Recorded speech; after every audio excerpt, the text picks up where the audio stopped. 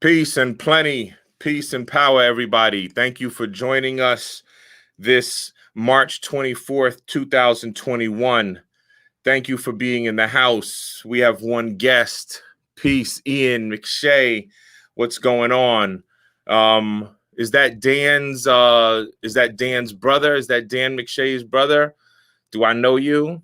Peace. Welcome everybody who's joining us. Usually we have music playing right now. It's my music. It's volunteers, but right now it's Miles Megacyph welcoming you to Stand Down Live. I'm just kind of burning up time as people join. Nice. We've got 11 guests in the house. Thank you so much for joining us this March 24th edition of Stand Down Live. My name is Miles Megacyph. We are with Veterans for Peace. We started Stand Down Live last June, in response to the national uprising and support and solidarity for the national uprising for Black and Indigenous lives in this country. As we've seen for centuries, it has been going on. White supremacy and oppression has been normalized, and the violence in this country has been normalized. So we figured we had to do something to stand up in solidarity.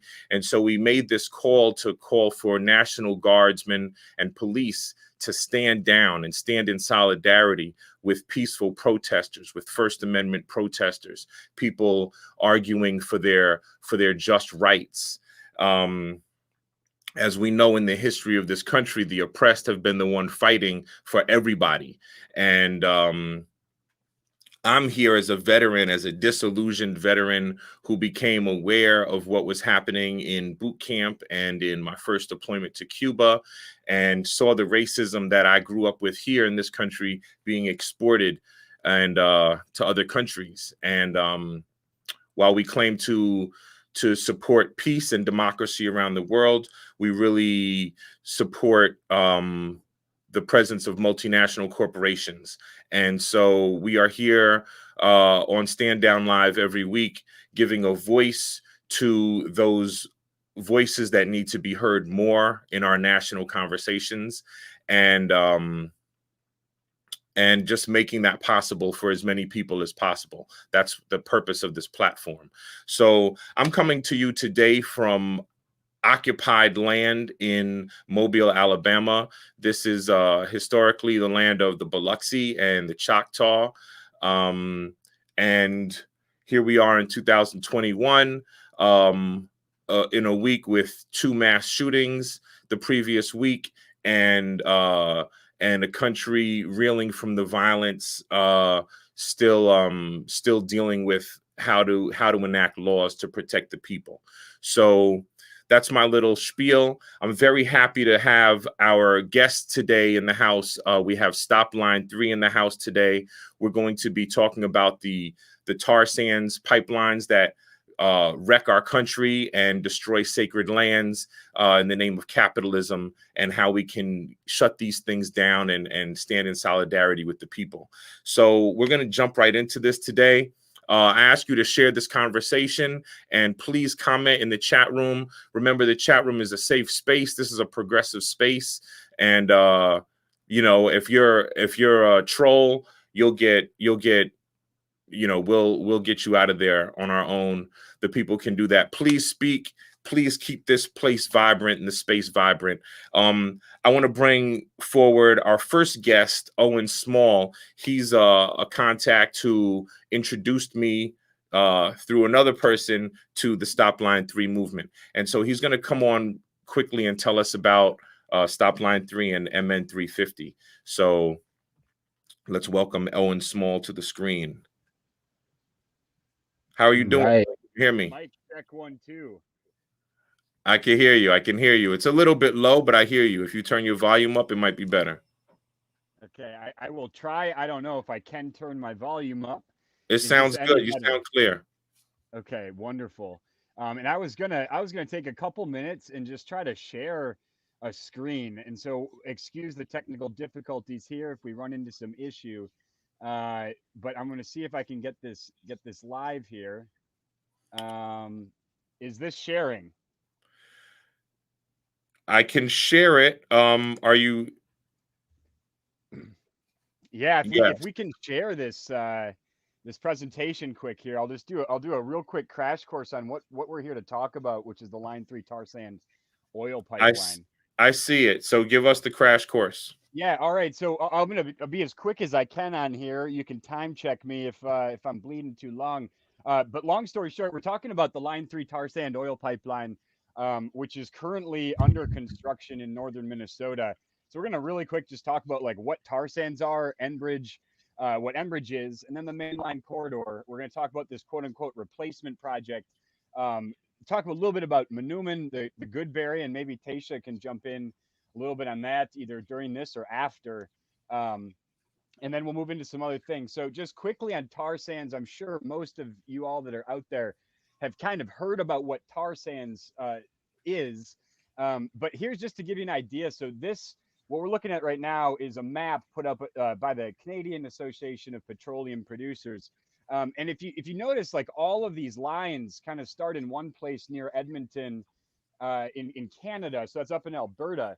And the reason is that this is the kind of like this is where all of the tar sand oil uh, that we're talking about kind of comes from. And so all of these pipelines basically start there. And what you'll notice about the tar sand region is that it's landlocked, right? So there's no access to coast for export.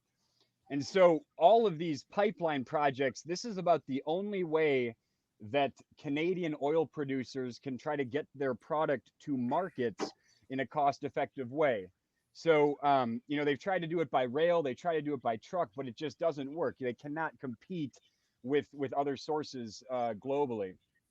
So, of note, this red line kind of in the middle that goes like just straight south from there, that's the Keystone XL pipeline, which I think most people have kind of heard of.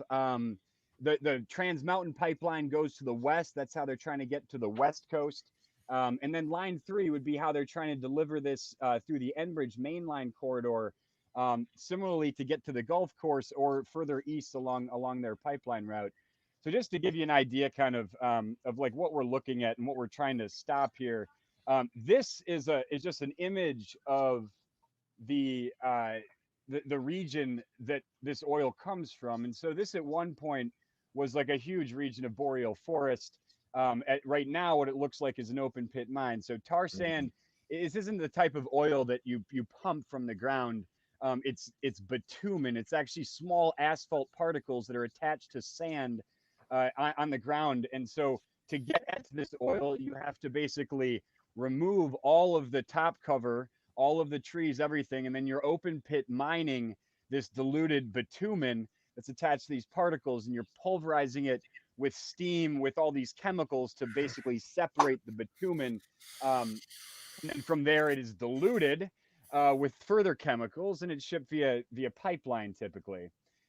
So I don't know if any of you guys that are listening are a fan of Chris Hedges. I am. I appreciate his work. This is a quote. He at one point a couple of years kind of went up north to the region that we're looking at here and wrote a column. But I'm just going to read this briefly. It's from The Last Battle, which is a column he put out. So nothing here by the end will support life. The migrating birds that alight at the tailings ponds die in huge numbers.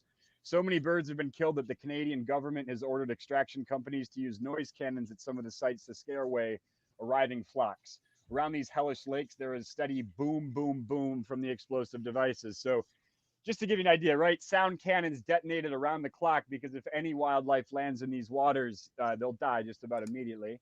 And certainly, like this area near Edmonton is surrounded by reserves that basically have no access to clean water because of this extensive operation. So, just as an idea, this is what pipelines like Keystone XL and like Line 3 make possible. If it weren't for these pipelines, they would not be able to continue this extractive practice.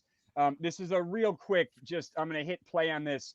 This is an aerial view of the tar sands region since 1985 to 2015.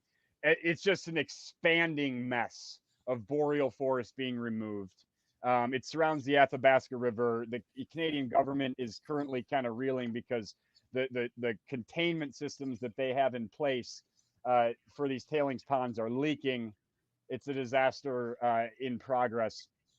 So just really quickly, we saw where this pipeline started, and now we're seeing what this is the outline of Minnesota for those that are not from here. And that black line is the original Line 3 tar sand oil pipeline.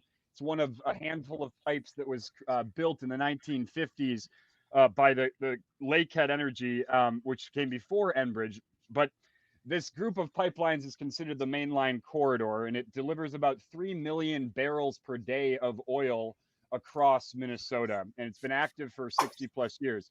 These pipelines are decayed, they are outdated, they are old, they're operating at about half capacity right now under federal decree. And so, because of their condition. So Enbridge says, hey, let's make a new, let's replace this pipeline. Let's replace the Line 3 pipeline. And normally when folks like you, folks like I probably think about replacing a something, a bike tire, you take a tire off and you put a new tire back on to your same bike. Well, the replacement of Line 3 is this red line that goes along. And as you'll see, it branches away from the mainline corridor. So instead of replacing the Line 3 pipeline in the same trench with the other pipelines, they proposed a new route, and it's a route that very narrowly, misses the White Earth Reservation, the Leech Lake Reservation, but it's a whole brand new corridor. So instead of using their existing space where their pipelines exist, they are building a corridor that's actually it's following for the most part a utility corridor for power lines, but expanding it heavily in order to submerge this pipeline. Some just quick talking points. I mean, it's 335 miles of brand new pipeline in Minnesota. It's a 36-inch diameter pipe. It's designed to flow 760,000 barrels per day of tar sand, crude, what they call diluted bitumen. And, as we've seen from like the Dakota Access Pipeline, that pipeline was built, and then a couple of years later, they're trying to increase its capacity. So nobody here thinks that they're going to stop at 760 barrels. They're probably going to be increasing that over the coming years. It crosses 200 streams and water bodies, 78 miles of wetlands, and then it crosses the headwaters of the Mississippi River twice. And so, yeah, if you know Minnesota, what you'll see on just about every license plate, we're the land of 10,000 lakes. And if you've ever spent time in Minnesota, what we call Minnesota, like this is all waterway. I mean, there's just stream after interconnected wetlands, et cetera. So, you can't build a pipeline through this without just, crossing all sorts of water and sensitive wetland environments, the types of things we absolutely need if we're going to have any chance of mitigating climate. Another thing, a very interesting thing about this place on Turtle Island is that the water actually flows from 4 directions from where the region of White Earth is. So you have water that flows to the south, the east, the north, and the west. It's pretty unique. Tasha, this is an image of what is the mainline corridor going through the Fond du Lac Reservation. And so let me Owen, let me I think I should introduce our guest today. Okay. Let me pull this off the screen and we can bring it back, okay? Absolutely. We are very fortunate to have with us today Deja Martino, Two-Spirit Indigenous anarchist from the Fond du Lac Reservation, to share with us what's happening at the front line and exactly what's going on with the fight. So let's bring them onto the screen right now. Thank you for joining us.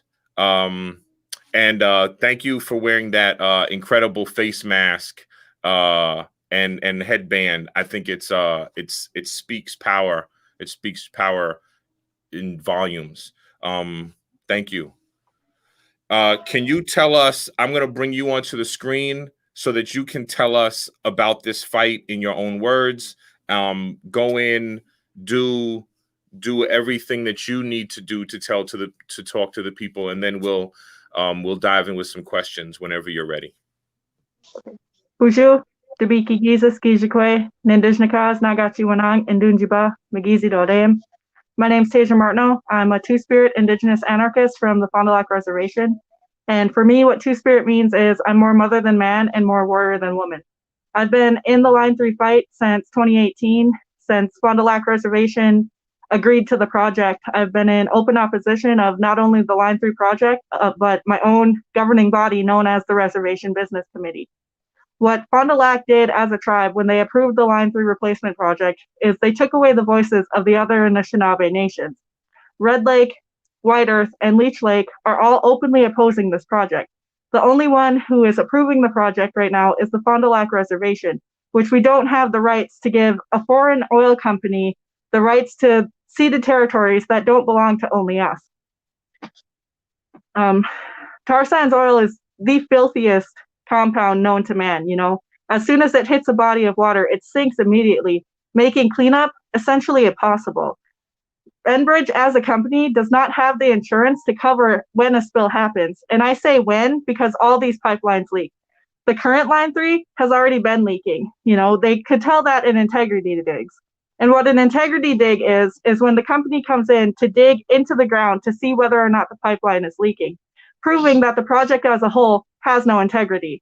One of the things that those of us indigenous to these lands and have been here and are from these areas where they intend to build these pipelines is the current ongoing epidemic of missing murdered indigenous women and relatives. When infrastructure such as Line 3, Line 4, and Line 5, and Dakota Access Pipeline and the KXL go up, the statistics that indigenous people face increase by 22%. Before that increase, we're taught 1 out of 3 indigenous women will be raped, assaulted, missing, or murdered. So what that means for those of us who are here is we have to be vigilant and on constant guard for our children. Now that statistic, 1 in 3, I have 3 indigenous daughters, and every day I have to dress my children, not because they're incapable, but because I need to know exactly what they're wearing in case one of them goes missing. This is a real and valid fear that indigenous women all across Turtle Island are facing, and it's exasperated by the racist resource extraction companies such as Enbridge. Before the age of 15, it's taught that 70% of indigenous women are sexually assaulted. That's a statistic we face before that 22% increase. So when we see these white trucks, these Enbridge and Precision Pipeline trucks go past, we view them as a direct threat to our families. What Enbridge is doing to try and build this pipeline is they're not doing man camps. What they're doing is they're having these people staying in multiple hotels and RVs all across the line, So it doesn't matter if it's a man camp. When you get a small community and you fill it with 4,300 out-of-state workers, that money that they carry in their pocket is a beacon, and it increases situations such as drug and sex trafficking. Most recently, 7 men were busted for sex trafficking, 2 of whom work for Precision Pipeline, which is the company that's building the Line 3 project within our community.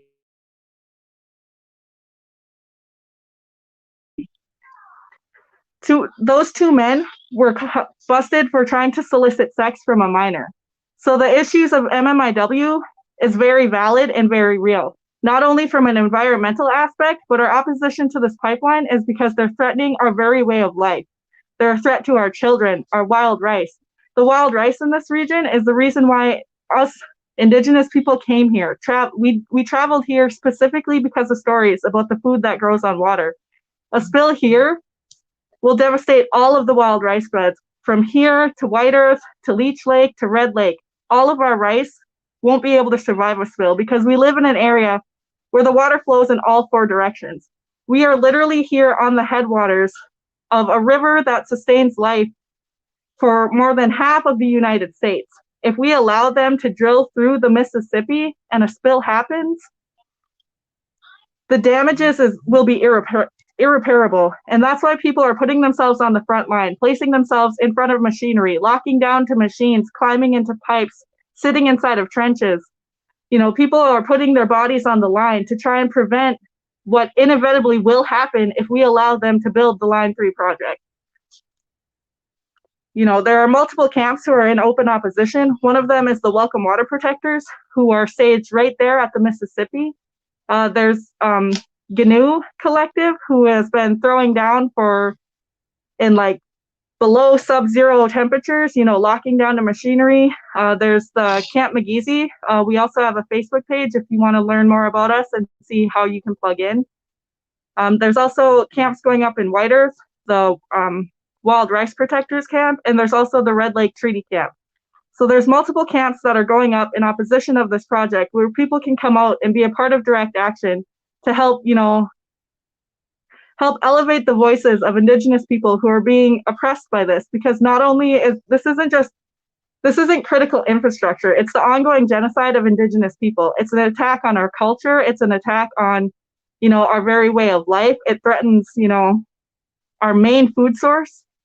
And water, water has always been something that we as Indigenous people know is sacred, even as non-Indigenous people. Our Seven Fire Prophecy, it speaks about the reconnection that needs to happen for our non-Indigenous allies, that reconnection to the land, the people, the water. And, moving forward, we need to learn how to do that together. We need to learn, because that's what it takes. This movement can't be fought by just Indigenous people. We need non-Indigenous people to step up and utilize their privilege and their voice to help uplift our voices.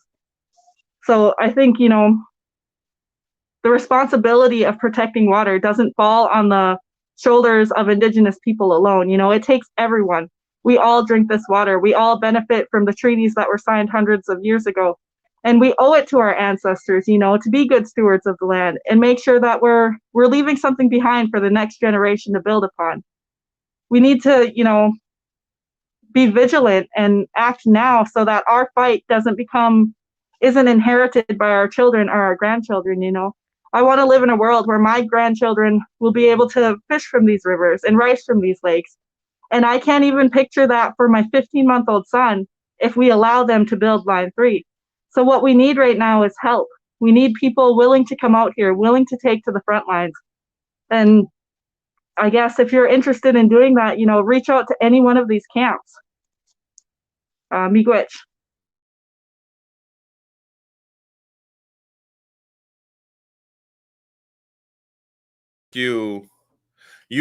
That's a Tasha, thank you for being here. You have three Indigenous daughters.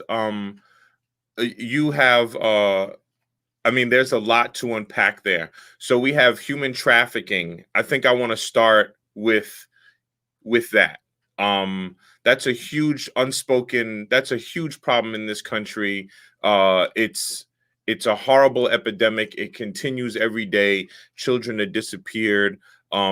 I recently lived in Kansas, which I think is like the highest incidences of human trafficking, child trafficking in the country. And then I know we're close to Minnesota. And people don't think about that when a pipeline is being built or when something that like you said, it's not critical infrastructure. When things are being built, the amount of people that have to come in and do the work. And now these are men brought in, separated from their family, working for months or potentially years, housed in hotels. And so the state sees it as helping the economy, helping the local economy, right? And the affected people see it as a blight on the local. Tourist towns hate it historically anyway. So how old are your daughters, Tasha? I have a 9-year-old daughter, a 7-year-old daughter, a 6-year-old daughter, and a 15-month-old son. And you are an organizer. You're a frontline organizer. And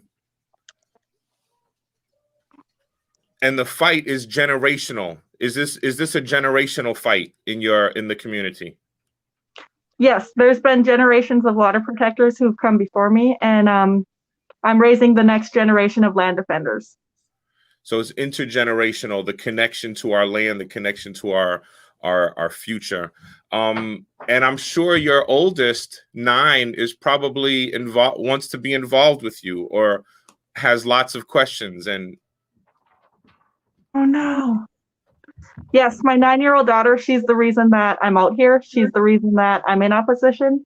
When she was 6 years old, she told me that there was another Standing Rock in Minnesota. And I told her that that wasn't true. I told her Standing Rock was a once in a lifetime opportunity where all walks of life came together for one specific cause. And she told me that, well, there needs to be. It's line 3 and it's coming here. And I told her, I know, because I did. I brought my daughter to Standing Rock, and, we went and we delivered, gear and stuff. And, my opposition started because of my daughter. And I told her, well, what I know. And after I told her I know, she's like, well, what are you doing just sitting here? And from that point on, I found different ways to be involved. In the very beginning, my opposition was just feeding the camps. I would bring food and gear out to the camps. There was 2 camps before me, Camp Mukwa and Camp Mayingan. And then none of them, those 2 camps are no longer standing today. But Mukwa and Mayingan ran so that Magizi can fly. So we're in Fond du Lac. There were 2 camps before us, and we're hoping that by continuing the opposition of those who came before us, we're ensuring a safer future for our children. Well, thank you for speaking that truth. I know children are powerful. My son is the reason that I'm a member of Veterans for Peace. So they're great sources of inspiration. They motivate us. And I think I think you are part of a generation that has been motivating our country and pushing our country, from the Sunrise Movement to the first Keystone XL protests, like you said. Those are young people. Those are people that we think of that are millennials, right? Not to title people, but that's who you are. I think right now our planet is in an awakening phase, and it's so intersectional, intergenerational. This fight for land rights, for land sovereignty, intersecting with the fight for human rights and the sovereignty of women's bodies and children's bodies. This is, to me, these are the concepts and the conversations that I think if more Americans knew, they would be willing to help, and they would be inspired to help. So you said thank you. I think Owen is populating the chat with what you're saying as you're saying it. So we're putting in the camps and the collectives. Everybody can see where they can be involved with groups on the ground to help. If anybody can travel to Minnesota, what is this area? I know that Owen showed us a picture. What is the space that we're looking at? For Right. the pipeline in general, or for the specific camps? For the front lines fights right now, because it hasn't been built, correct? The new part that they're trying to build hasn't begun, or where are we at with that? Where we are at right now is in some portions of Minnesota, the pipeline is in the ground, but they haven't finished. They're at 50% completion. So in certain areas, the pipe is already laid in the ground, but they haven't yet got the valves or the pumping stations finished. So while they continue that, we continue to show up and disrupt business as usual. My daughter said it best, line 3 is the dying gasps of the oil industry, and the line 3 fight is literally the last fight for humanity. The oil industry is dying. It's literally dying. In 15 years, those jobs will be obsolete. There'll be no reason for us to be utilizing oil, and those jobs won't even be available. So what we need to do right now is figure out, what a just transition away from fossil fuels looks like. So we have those conversations at the camps, and there's 330 miles of this pipeline. And, these camps are popping up all across the board. But you don't have to live at a camp in order to be a part of the Line 3 fight. You can help support us with, monetary donations, sharing our live feeds on social media. There are many ways people can get involved, from, donating funds, donating food, even coming out for a day to learn, because it's not just about the Line 3 struggle isn't just a struggle that someone is going to utilize to bury themselves and lose themselves in. We're in the seventh fire prophecy right now as we speak. We need to be learning how to reconnect to one another as human beings, and as non-Indigenous people, there are certain cultural things that we won't share, but we need to teach you how to reconnect to your roots, how to be able to connect to the water, how to connect to one another. The relationships that we build in this fight is going to be essential to us as human beings moving forward. If we don't stop Line 3, none of us are going to be here much longer. Because when this thing leaks, when this thing bursts, life as it is now is no longer going to be sustainable.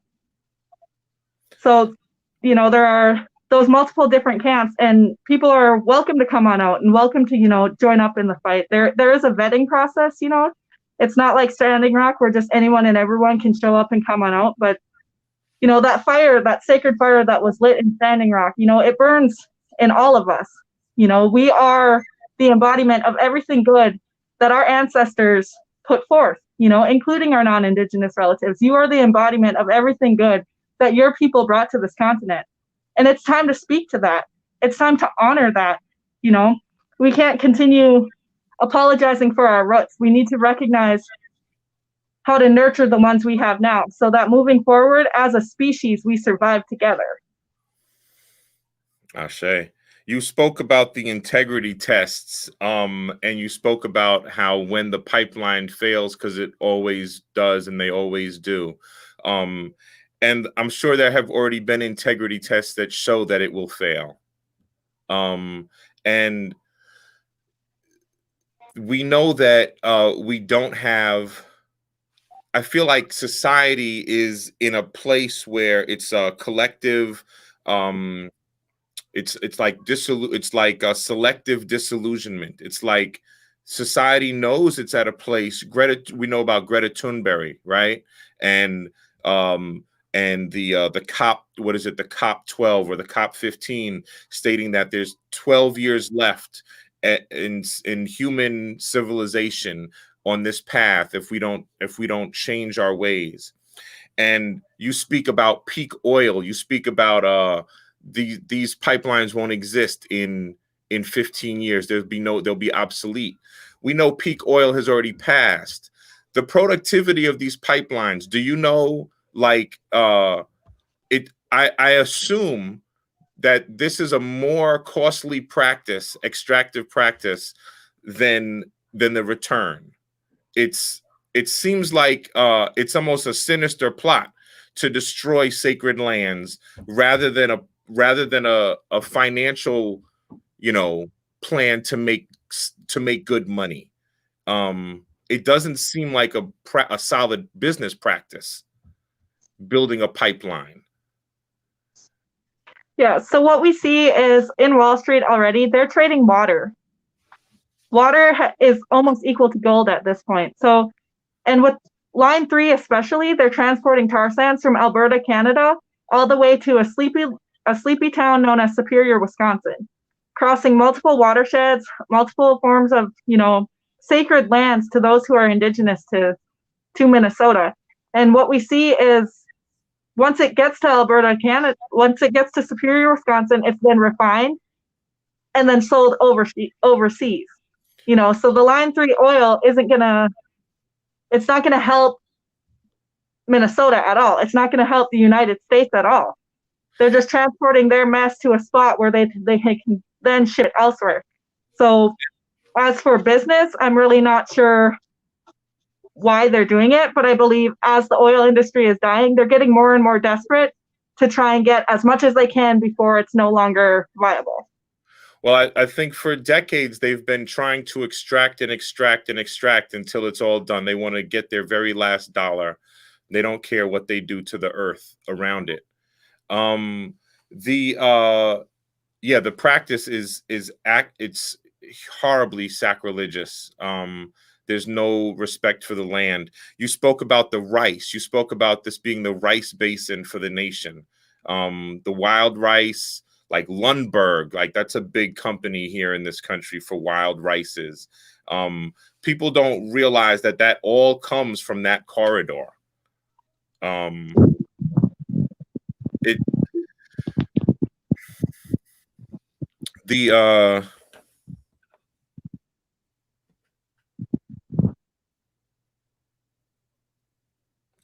the Reservation Business Committee.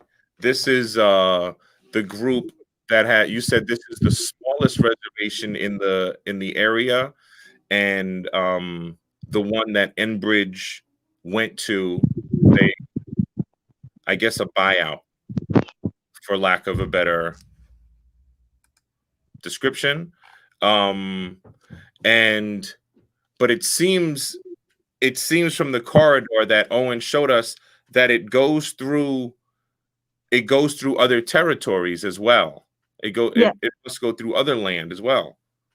And So, that those are just being ignored. Those people are being ignored. so I come from the Fond du Lac Band of Lake Superior, Chippewa. And Fond du Lac is the reservation that approved the pipeline project. It was through a Sophie's Choice that Fond du Lac agreed to the pipeline replacement project. Unfortunately, what we see right now is not a replacement project. They're going through hundreds of miles of wetlands that were previously untouched by pipelines. When Fond du Lac agreed to the project, what they did essentially was take away the voices of the other Anishinaabe nations that have land along the route, and those reservations are Leech Lake, Red Lake, and White Earth. Now, White Earth and Red Lake are openly opposing the Line 3 project. Fond du Lac currently is the only Ojibwe tribe who is in agreement with it, and that may have to do with I believe it was a couple $1 million that they accepted on behalf of allowing the pipeline to go through. So the band itself is in open opposition of our water protector camp.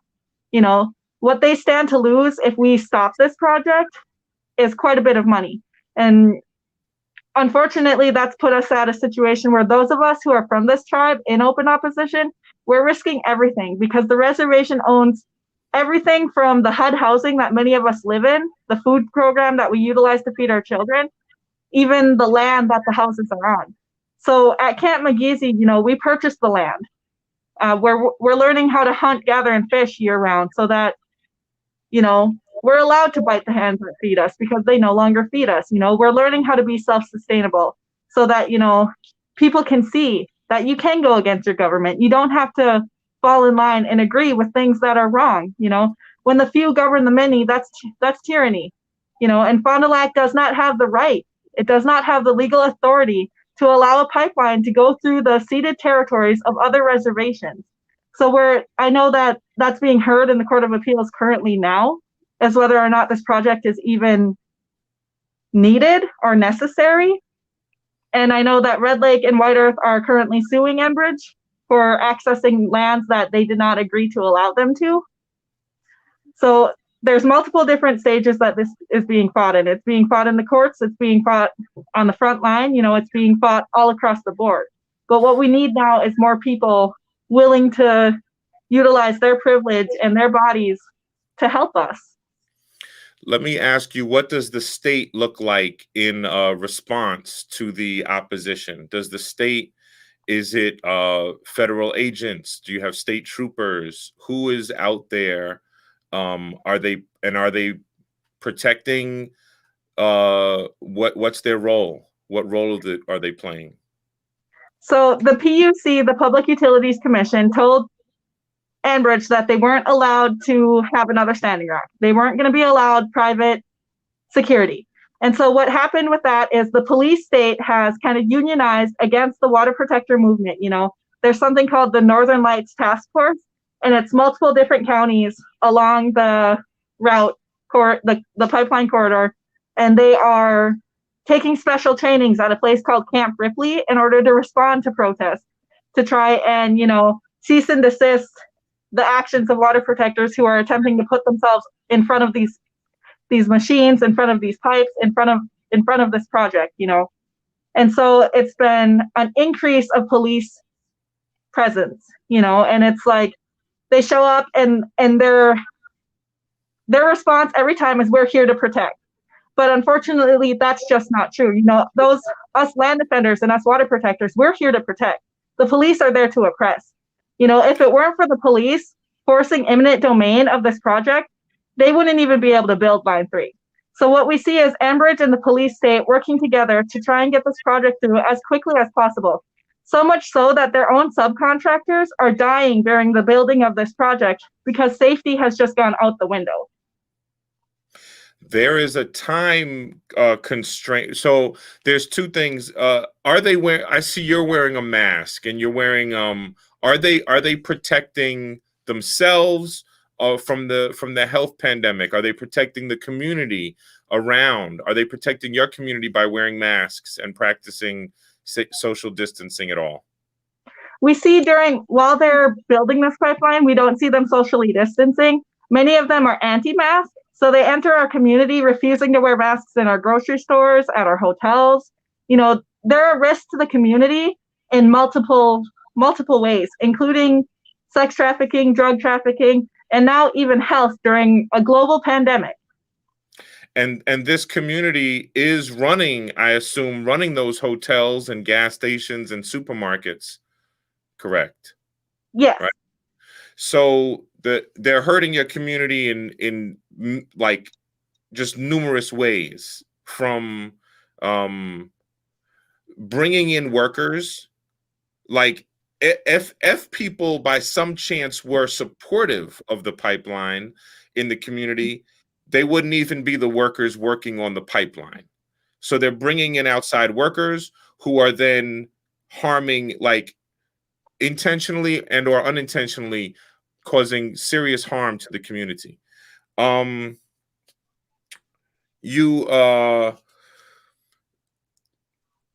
kind of lost my thread right there. With the health pandemic, with workers, the timeline. They are looking at what is so special about this time? Why are they pushing to kill? Why are they killing their own employees to build right now so feverishly? So Enbridge is terrified, you know, that there are ongoing cases within the court system. So what they're trying to do is to build the pipeline as fast as possible, so that by the time the cases are heard in court, they can say, well, we've already built it. You know, with Biden canceling the KXL, we see the oil industry is terrified. You know, they're worried about whether or not they're going to be able to finish this project, and whether or not, if they do, are they going to be allowed to use it. So their hopes by finishing the project as quick as possible is that they can, you know, plow this down our throat as fast as possible before we can build an opposition. And then within the court system, you know, state that the project has already been completed. I know we had another guest who was possibly going to join us, and I just see in the back in the green room that somebody might be there. I'm not sure. Oh, I see a little one has joined us. We are live with Two-Spirit Indigenous Anarchist Deja Martino from the Fond du Lac Reservation, and they are an active parent, raising 4 little ones. They have 4 little ones, and you know, life is real. So it seems like the phone might have frozen. But this is a powerful call to action for people who have been watching, folks who've been in the chat room. I see the chat room has been active. I haven't been looking because I have been trying to pay attention to our guest. Please check out the chat, because I know. Okay, Owen, I'm going to ask you.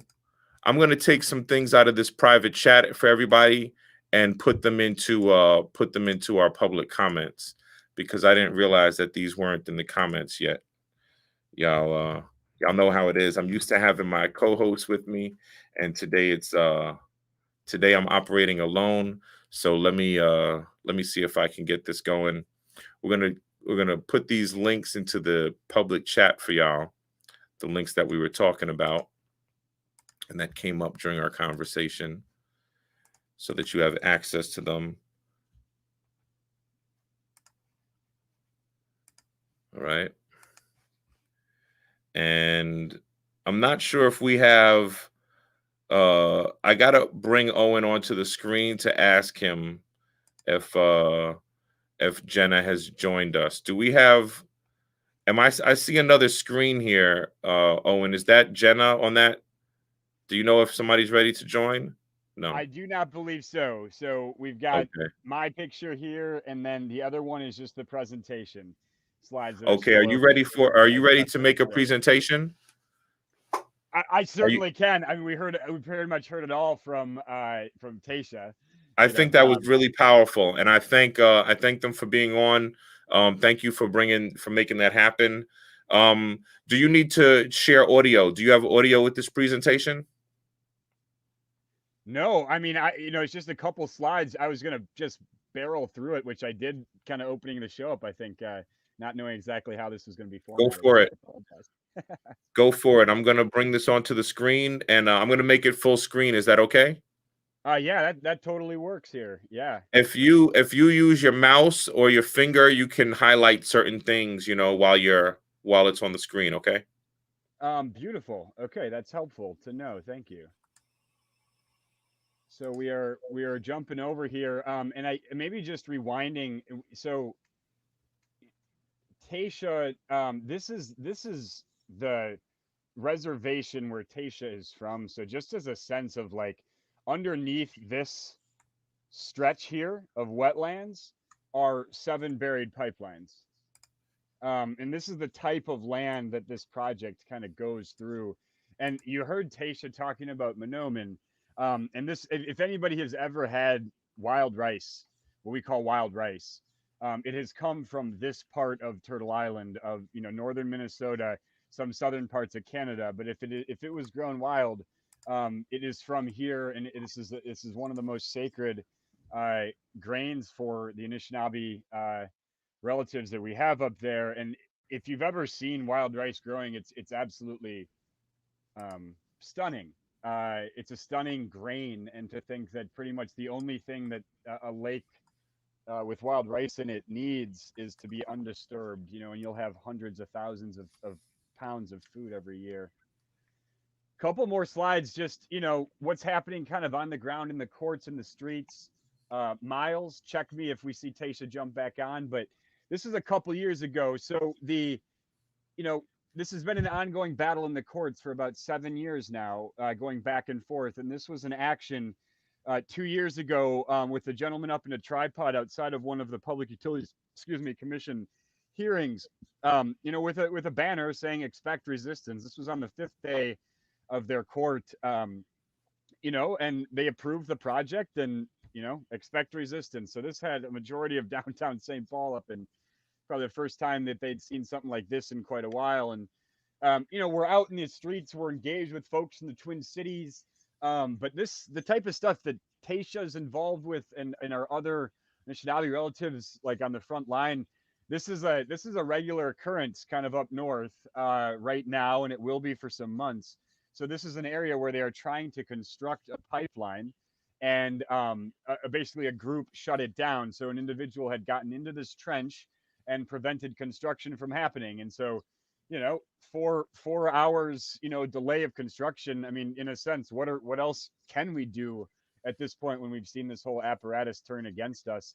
But put bodies on the line to try to stop construction as it's happening.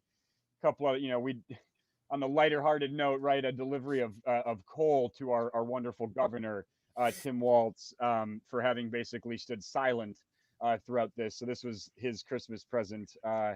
And there's a lot of pressure on banks right now. So for all those that are listening, for all the viewers, if you are currently banking with a big bank like Chase, like Wells Fargo, it is these large financial institutions that are bankrolling the loans that Enbridge needs.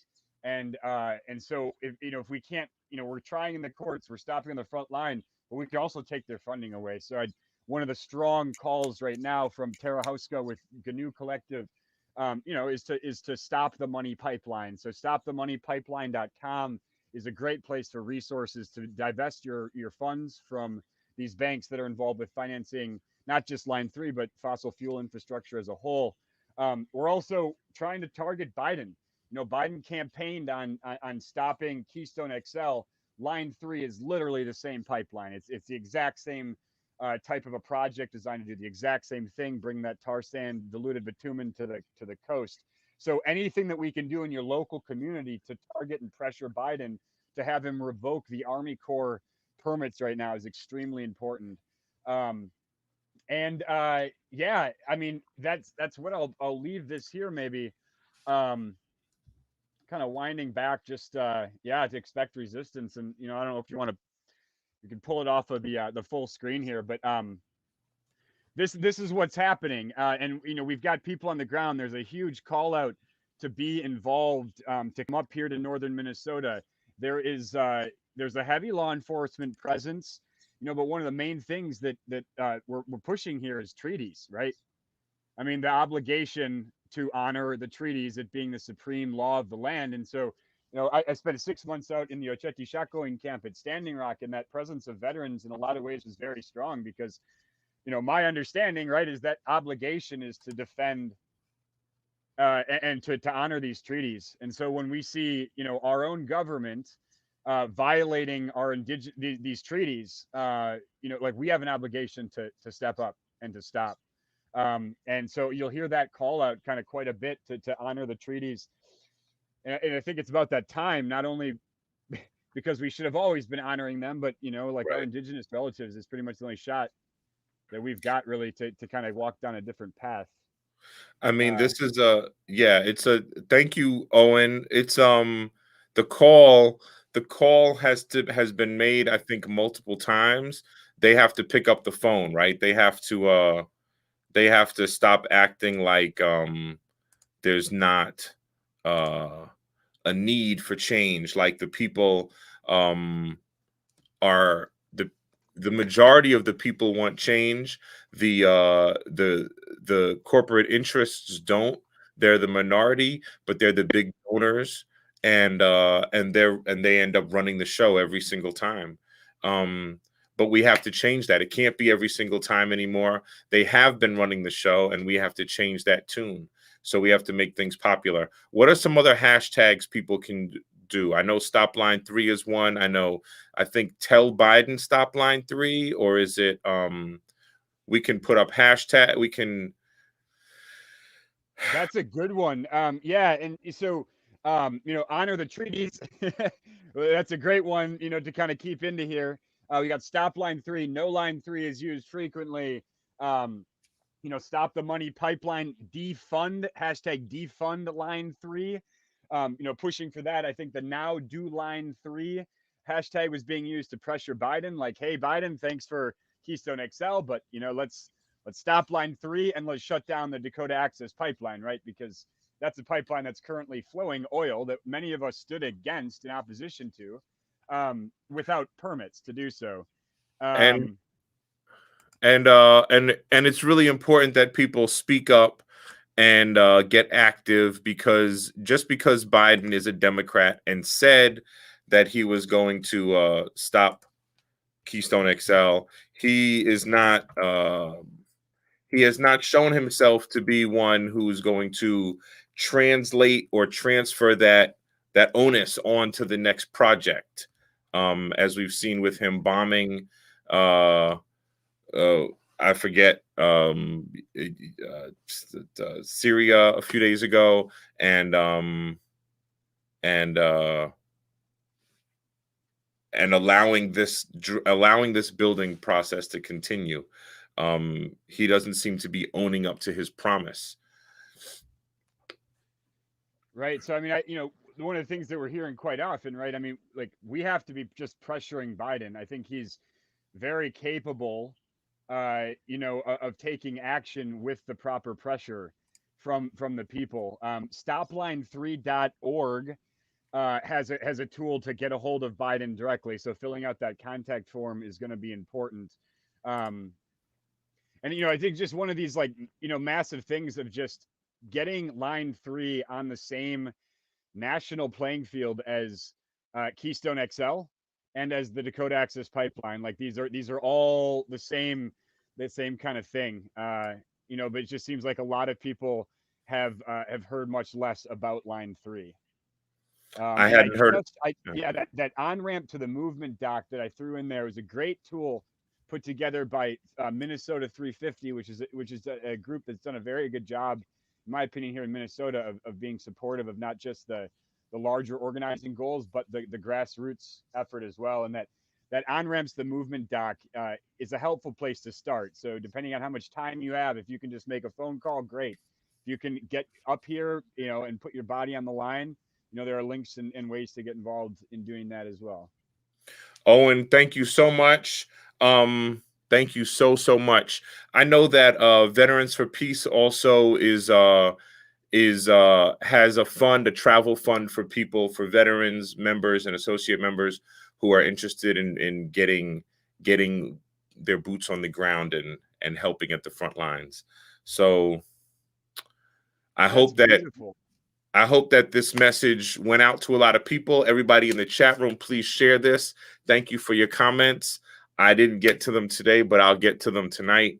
And I won't be seeing y'all for a few weeks. So Natasha and Mike will be with you next week and for a few weeks to come. And then I'll be back after that, after I recover from my my surgery. So Owen, I thank you so much for being here with us today. And I want to thank Tasha for being with us as well. And we stand in solidarity with the movement, and we'll uplift this call and try to get as many people out here as possible. And Beautiful. Stop line 3. Stop line 3. Thank you, brother. Thank you so much. Hey, thank you. And I guess what our Anishinaabe relatives will say often here is Gigawabim and Minowa. It's like an until we see each other again. So beautiful. Thank you, everybody. Miigwech.